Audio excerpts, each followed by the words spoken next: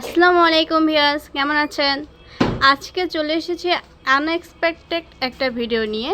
মানে কি বলবো, এই দেখতে পাচ্ছেন এখানে কত বড় একটা কলা গাছ, প্রায় 1 বছর হয়ে গেছে কিন্তু কোনো কলা দেয় নাই। এটা অবিশ্বাস্য হলো, এটাই সত্যি। আমরা তো প্রায় আজকে কেটেই ফেলতে চেয়েছিলাম এই গাছটা, কিন্তু আজকে হঠাৎ করে বিকালে এসে দেখি এখানে অনেক বড় একটা কলার থোড় এসেছে। বলুন কী না। তো গাইস, এরকম ঘটনা আমাদের সাথে প্রায়ই ঘটে থাকে। আমাদের আম গাছও আছে, সেই আম গাছও যখন আমরা কেটে ফেলতে যাই তখনই দেখি আমের মুকুল এসে পড়েছে। তেমনই হয়েছে আজকের এই কলা গাছের সাথে। কলা গাছটা অনেক বড় হয়ে গেছে, সাথে অনেকগুলা গাছও হয়েছে।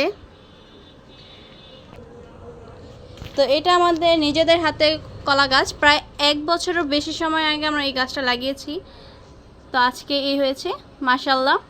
আপনারা সবাই দোয়া করবেন যেন তাড়াতাড়ি কলাগুলো হয়ে যায়। তো আজকে এখানেই বিদায় নিচ্ছি, দেখা হবে পরবর্তী কোনো নতুন ভিডিওতে। ততদিন ভালো থাকবেন, সুস্থ থাকবেন। আল্লাহ হাফেজ।